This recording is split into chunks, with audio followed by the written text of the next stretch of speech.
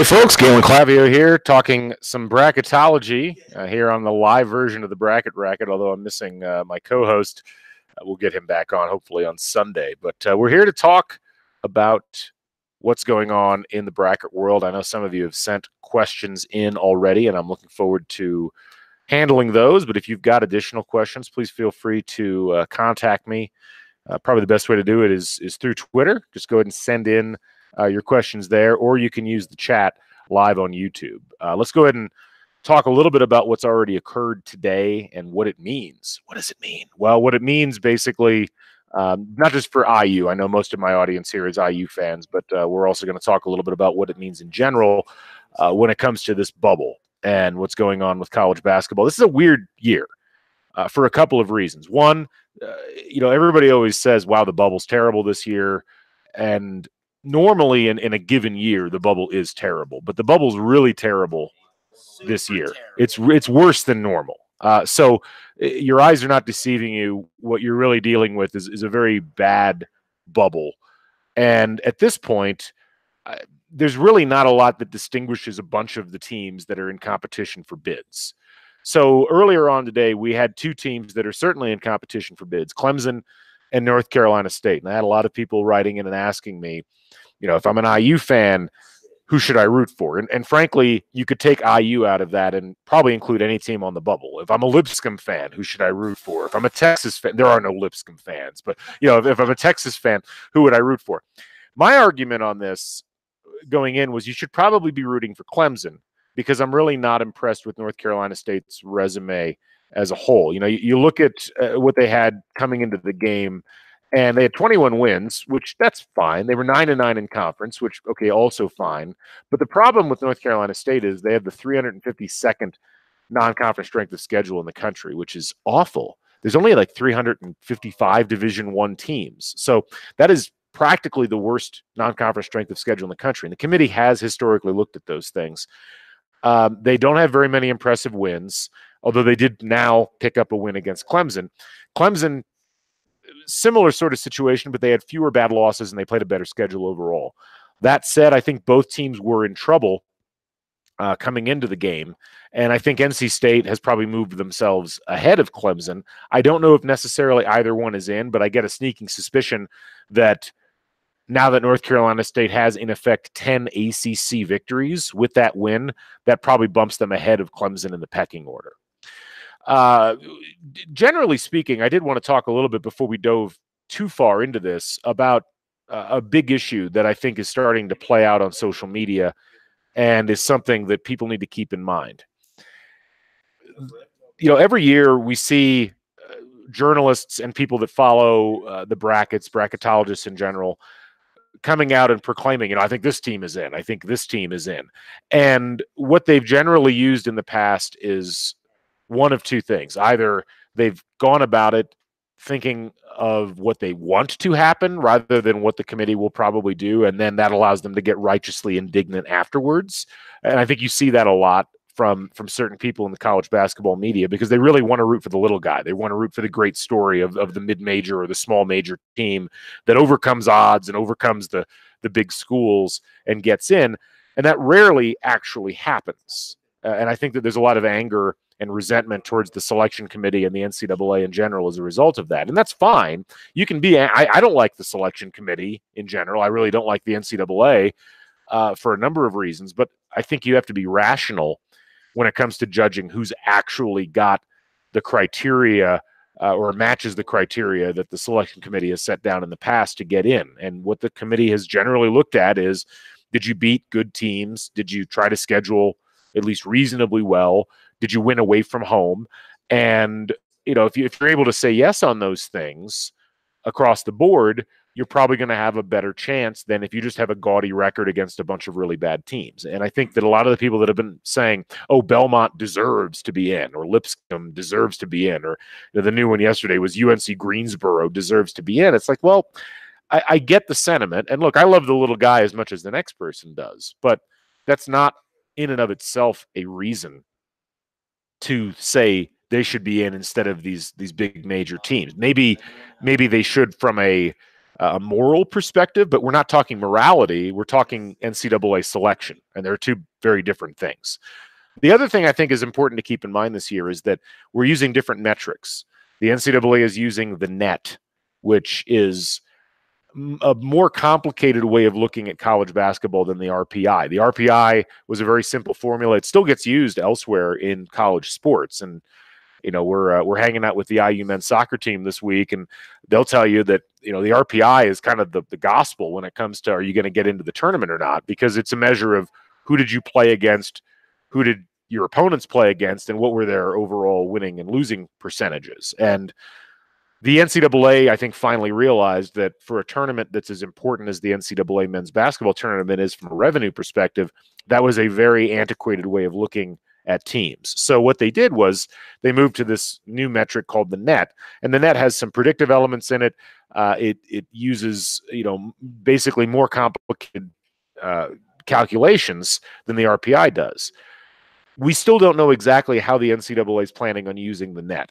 If they use it like they used the RPI, and this is something that I was talking with friend of the pod Jay Horry about earlier on chat, if they use it the way they used the RPI for many, many years, and I think it's reasonable to assume that they will, then they're probably going to be less interested in an individual team's net rating and more interested in the opponent's net ratings of the teams that they played. So this is what actually helps out teams like Texas and Indiana, because even though you can look at Indiana's resume and you can say, well, their net is only 51. That's not great, but they've got wins. They got 2 wins against the number 8 net team. They've got a win against the number 15 net team. They've got 2 more wins against top 30 net teams. That, I think, might end up being more important than what their own individual net rating is. But we don't know. I'll be the first to admit, I do not know how the NCAA selection committee is going to approach the net this year, how they're going to factor that into things. No one else knows either. Like, nobody knows. Nobody is really sure when you get into the room what the committee is going to say or do, and whether they're going to use that criteria in a more of an ordered fashion where they say, well, we've got 36 at-large teams, so let's take the top 36 net ratings, and that's going to be it. I doubt that that's what they're going to do. We're going to find out. So it's possible that it could be a totally different way of selecting teams this year. It's also possible that it'll be very similar to what we've seen in past years. And I think that from a reasonable person doing bracketology, at least for this year, in the absence of any other evidence, is going to be approaching it like they've approached previous years. So with that said, if you've got specific questions, go ahead and send them to me. We've got a couple of questions that have come in already, and I wanted to go ahead and try to tackle those. Let me go ahead and scroll back here through some of our stuff, some of the comments that we've gotten. So we did have a question earlier on regarding what to make of the Big Ten situation. And so I think that's an interesting place to start. So as far as the Big Ten teams are concerned, you can, I think, pretty much feel like probably 6 of them are safe. Like, nothing that happens coming up is going to affect anything but seeding. And that's basically the top 6 teams in the conference, everybody that finished at 500 or better. So Michigan State, Purdue, Michigan, Wisconsin, Maryland, Iowa. All those teams are not only in, but I think all of them are going to be probably 8 seeds or better. Michigan State still has an outside chance at a 1 seed. I think that's probably the only, maybe Michigan if Michigan goes on a run, but I think Michigan's probably closer to a 3. Then you've got a cluster of 3 teams that I think there's some significant questions about where they will fall in the overall scheme of things, and that's Minnesota, Indiana, and Ohio State. Of those 3, I would say, the consensus that I'm seeing from most bracketologists is that they think Minnesota is the safest of the 3, and I'm not totally sure that that's the case. Minnesota actually doesn't compare that particularly well to Indiana or Ohio State when you look at their top-end wins. I mean, Minnesota's best wins are a home win against Purdue, a road win against Wisconsin, and then a neutral site victory against Washington. They've got 3 Tier 2 losses and nothing below that, so that does help them. They haven't really lost many games against bad opponents. But their net rating is 56. Their predictive ratings kind of average out to about a 49 or 50. And both of those ratings are below some of the other teams that they're going up against, at least as far as the Big Ten's hierarchy is concerned. So you look at Ohio State. Ohio State won one fewer game in conference than Minnesota did, but their 4 tier 1 wins are all on the road. And I think you can make an argument that at least, 2 of those 4 are going to be in the NCAA tournament. They won at Cincinnati, they won at Indiana, they won at Nebraska, who's not going anywhere, and then they won at Creighton. They've got 3 tier 2 losses. They do have the 1 tier 3 loss, but their overall predictives are slightly better than Minnesota. Indiana, as we've talked about before, they've got the 6 tier 1 wins. They've got Butler kind of hovering there right below as a tier 2 win. They do have 5 tier 2 losses, but their net rating is better than Ohio State's. Their predictives are better than Ohio State's or Minnesota's. So a lot of it's going to depend on what the committee decides to look at in a positive way. If they look at tier 1 wins, they're going to look at Indiana more favorably than Ohio State and Minnesota, despite the fact that Indiana lost 12 of 13. What they're going to look at is Indiana, A, had injury issues, and B, is, they at the end of the day, they still won 8 games in conference. They've got 6 wins against the tier 1 that the NCAA has said is important to win against. It's kind of a jumble right now, and I think all 3 of these teams, it's going to be interesting to see how they suss out in the tournament. A lot of people have been asking, is Ohio State versus Indiana a play-in game? It may not necessarily be. It may be a situation where both of those teams get in regardless of what happens, and a lot of it's going to depend on what happens with the games below. And what I mean by that is games involving teams from conferences where you could have bid stealers or teams that rise up out of individual conferences, and where you get some bid stealing taking place.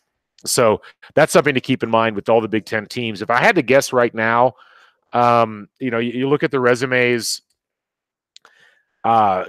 just ignoring the things that have gone on throughout the course of the season, thinking about how the teams look right now, thinking about the wins and where they come from. It's real close between Indiana and Ohio State and Minnesota. None of those teams should feel safe, but I also think all 3 of those teams are in relatively good shape. I'd probably say Indiana and Ohio State might be in slightly better shape than Minnesota, but I might change my mind on that tomorrow. I'll let you know. We had some comments from the chat. So someone, that dude, comments, hey, Galen, fleeing the country in order to lift the Galen curse from IU is an incredible commitment. I'd like to thank you for your service. As most of you, if you follow me on social media, know, I'm on a real bad losing streak, although I seem to have broken the curse personally. Not only did IU win at home versus Wisconsin with me in the building, but IU men's soccer just beat the Cruz Azul U20 team with me in attendance. So I'm on like a 2-game winning streak right now. I'm feeling pretty good about myself. Let's see. David Griggs, our buddy, the puppet, commenting in chat, there are committee members who repeatedly needed the RPI explained to them, which was 6th grade level math. Forget them understanding the net. David makes a very good point. You got to remember, the committee members are not professional college basketball observers. They are athletic directors. They are conference commissioners. That's who's making the determinations on a lot of these things. And those people, they might know sports. Chris Reynolds is on the selection committee. Chris Reynolds was a 4-year starter at IU. I think Chris Reynolds knows basketball, but they might not understand metrics that well. And the net is a confusing metric. The RPI was not confusing. And as David said, people had to have that explained to them. What people like is easy to understand numbers. And that's where the tier 1, tier 2 stuff comes into play. So it does make you wonder when people get into a room how they're going to react to the numbers put in front of them. Let's see. Joel asks, how much will the committee look at injuries? Does IU have someone feeding the committee numbers? So I'll tackle the first question. I think that's the more important one. So the committee looks at injuries in terms of if you were missing a player that was important, they will take that into account. They won't necessarily take into account, you had a guy back, but he was rounding himself into shape. So like Rob Finney missed like the Michigan game and missed, I think, the Illinois game, but IU, I think, went 1-1 in those games and probably would have lost to Michigan. I don't know how much the NCAA is going to look at, Rob Finney was out, and then he came back, but he wasn't 100%. They do look at injuries, though. So they'll probably look at, what games were Deron Davis available for. I don't know how much they're going to take that into account because Deron Davis is not a starter. He's obviously an important player. But, teams that are missing players that have, a significant impact are going to have, I think, more of an impact on discussions than bench players. And as David points out, the committee does take into account injuries from the perspective of the value of beating a team that's not at full strength. So it's interesting because like IU's win against Michigan State at Michigan State will probably get more value on a couple of different levels from the committee than their home win versus Michigan State because there was no Nick Ward for Michigan State in that game. So that's a thing to keep in mind is that injuries do get taken into account, but there's a lot of functionality that gets built into that. And you never know exactly. I mean, I've seen years where committees have I think, taken injury too much into account, and they've given teams the benefit of the doubt where they probably shouldn't have. On the flip side, I've seen years where they probably should have taken into account more. The big national test case on this, I think, is Zion Williamson, because Zion Williamson's been out since, mid-February now, and it hasn't played, and Duke has not looked very good in that time period. So I think it's really important for Duke and their number 1 seed case for Zion Williamson to play at least a couple of games in the ACC tournament so that the committee can see, yes, Duke's back at full strength. Because if they don't see him, I don't know if you can take on faith that Zion Williamson is going to be back. And if you don't have Zion Williamson back for Duke, are they really a 1 seed? I don't think they've played like it at this point. I think they've got a great resume. I think Duke's collection of wins might be the most impressive collection of wins in the country, but that was a different team because that team had a healthy Zion Williamson on it for the most part. So that's where I think it's going to be interesting to watch, but they do take it into account. And that's something that a lot of, I think, national pundits have not taken into account with some of the teams that are out there. So we'll have to see how all that goes. Let's see. Question from Patrick. How do I pick better upsets in my brackets? I consider myself a knowledgeable basketball fan. I think it hinders my selection of a 12-seed upset because I don't pick them. Okay, so I'll be the first to admit, because I've been doing bracketology for so long, it actively hurts my ability to pick upsets in the actual tournament because I almost feel like I talk myself too much into the better teams, and it's hard for me to justify a 3-seed losing in the first round because I'm like, well, I know their resume. They're significantly better than this 14-seed. So I think my advice would be don't pay attention to bracketology if you want to pick upsets in the actual tournament, because what is good for a team as far as getting selected doesn't really have any correlation with how that team's actually going to do in the tournament. I know that sounds stupid, but it's true. You think about, Syracuse as a 10 seed going to the Final Four. I mean, nobody thought that Syracuse team, if they looked anything into the bracketology, nobody thought that Syracuse team was actually going to do much in the tournament because they were not very impressive. VCU in 2011 when they made the Final Four. I mean, they were in the play-in game. Nobody thought that team had a chance. George Mason when they were an 11 seed. That again was not a team I think people looked at and said, obviously a team that can make a deep run. So you almost have to divorce yourself from the criteria that exists within college basketball selection for the tournament to be able to effectively pick teams in the tournament. Hopefully that makes sense. Let's see. Looking at we have some other questions come in here. Let me double check the other Twitter account. I've got like 3 Twitter accounts that people are writing in on. A lot of big questions, I think, just around what games should we watch? What are the high leverage games for today? And that's really all that we can talk about is like what's going on today. So if you look at the games going on, there are not a huge amount of high leverage games as far as bubble is concerned. You look down the stretch here. Obviously, we already had maybe the biggest leverage game, which was Clemson NC State, and NC State wins that, so that puts them in better position. The Pac-12 games really don't matter that much. None of the Big Ten games really matter that much. I would keep an eye on that Butler-Providence game because the Big East is kind of a mess. And you look overall at what the Big East has done this year, it's not terribly impressive. And a lot of the teams that the Big East has in contention don't meter out particularly well. Butler is a team that, even though they're 16 and 15 right now, it would not be completely inconceivable for them to at least play themselves back into some kind of contention if they picked up a few wins in the Big East tournament. It would still be a very tough stretch, but they have a very good non-conference strength of schedule. Their predictive ratings are fairly decent. Their net is at least within striking distance. The problem is they're 16 and 15. So if they were to beat Providence today, that would, potentially give them, I think it'd be a neutral court win against at least I guess it'd be a tier 2 win, but that would at least be something that Butler could hang on. If they could win another game after that, maybe they sneak into the back end of the discussion. I don't think that's happening. I am admittedly stretching here, trying to find games that matter. That would be a game at least to watch, though, is Butler versus Providence, because if Butler loses that, then they're completely done. Another game to watch is the Big 12 game.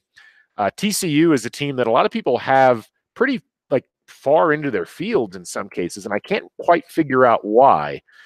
TCU has 3 wins against tier 1 teams, but 2 of those are Iowa State. The other one's against Texas, who might not even make the field. They've got 4 tier 2 losses. None of them are terrible, but they were 7-11 in conference. They don't look terribly impressive overall, I don't think. And if you look at TCU, if they drop a game to Oklahoma State, who's not a particularly good team, that's another tier 2 loss.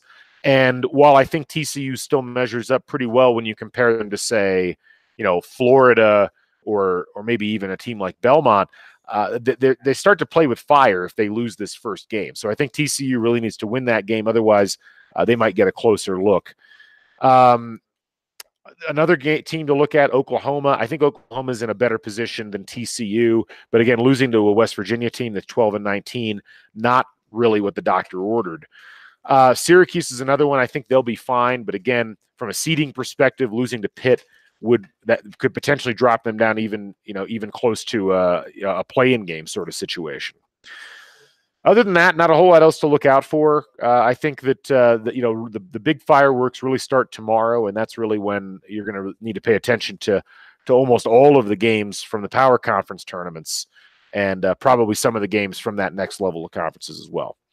Anyway, I think we need to wrap up, and unless there's any other questions, let me check chat one more time.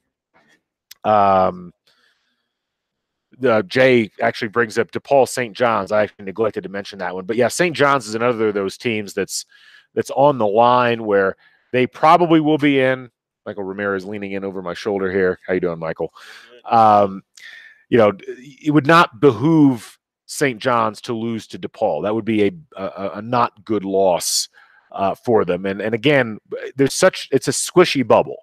And really anybody below that 9 seed line, Eddie Cotton behind me as well here. Anybody below that 9 seed line can't consider themselves safe because, as I started off the podcast talking about, we really don't know what the NCAA selection committee is going to prefer, what they're going to express as far as, hey, we want big wins or we want gaudy record. We just don't know what they're going to prefer at this point. And so all of these teams just need to win games, something that Clemson did not do earlier. So I don't know if we'll be podcasting or broadcasting again tomorrow, but if we do, check us out here on Twitter.